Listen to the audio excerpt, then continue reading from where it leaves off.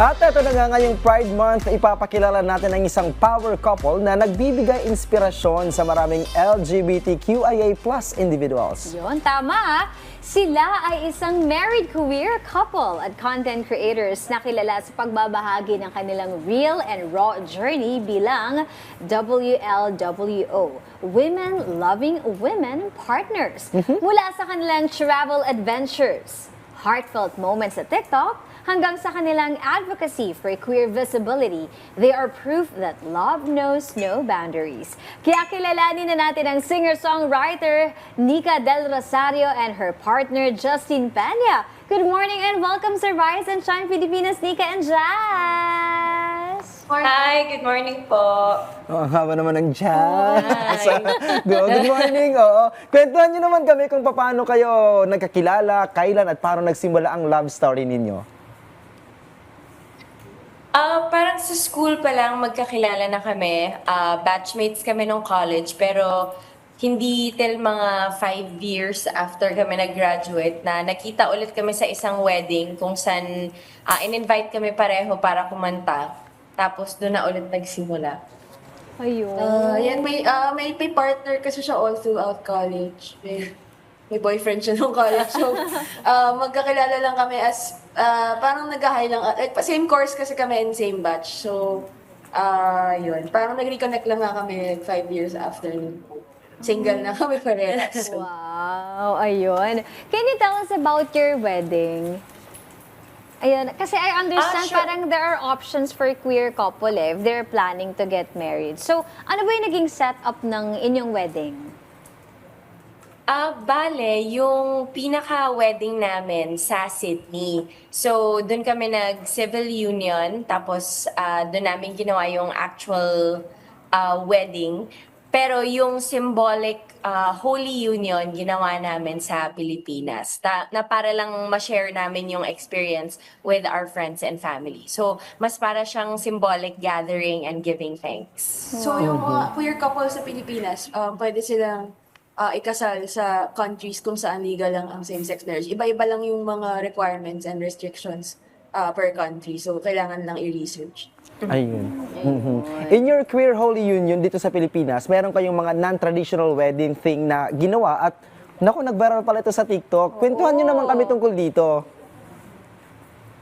Bale, inisip namin bilang hindi rin naman kami yung traditional couple, ang ginawa na lang namin, sinakyan na lang namin yun. So, medyo comfort talaga forward. So, naka-sneakers lang kami pareho. Tapos yung dogs namin, tsaka yung dogs ng parents ko, bridesmaids, tsaka flower girls. Kasi, Cute. so, nag-march sila sa aisle ng naka-gown. Kasi yung mom ko may business siya na gowns for, for pets. So, Tapos, imbis na naka-all white lang kami, we decided to have colors in our gowns. Tapos, these gowns were made by Michael Leva. Sobrang ganda nila na full of color para to express our own personalities. Ayun. Ano ba yung nag-inspire sa inyo na gawing, public yung inyong love story at gumawa ng content about it? Like, when did you start posting your shared moments? Yung totoo, nahirapan talaga kami to sort of plan and navigate. Nung kami mismo yung naghahanap ng mga information, ayan yung ginawin. Naghahanap ng information about how to plan our queer wedding.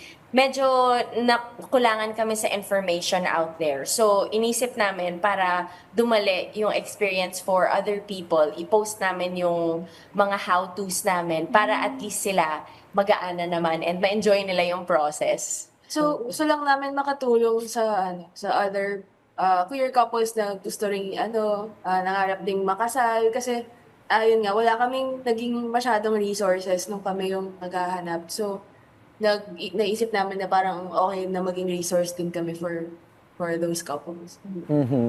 At ngayon, since we are celebrating Pride Month, ano yung mensahe nyo sa mga queer couple who also wants to get married? Tips sa ibang mga couples din?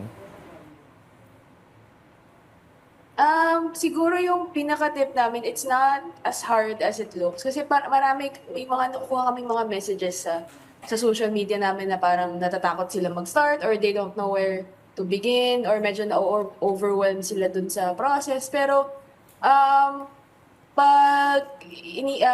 marami naman ng resources now, than like 2-3 years ago, and marami silang kasama kasi parang merong feeling na parang ikaw lang yung gustong magpakasal kasi hindi pa siya masyadong normalized dito sa Pilipinas.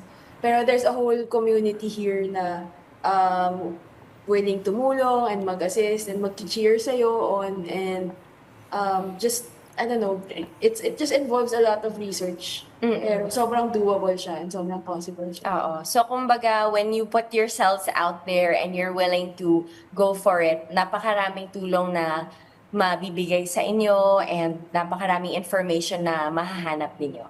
Ayun. Nako, maraming salamat sa inyong oras. Muli nakasama natin sila Nika Del Rosario and Justin Peña. Thank you! Thank you so much! Thank you! Thank you!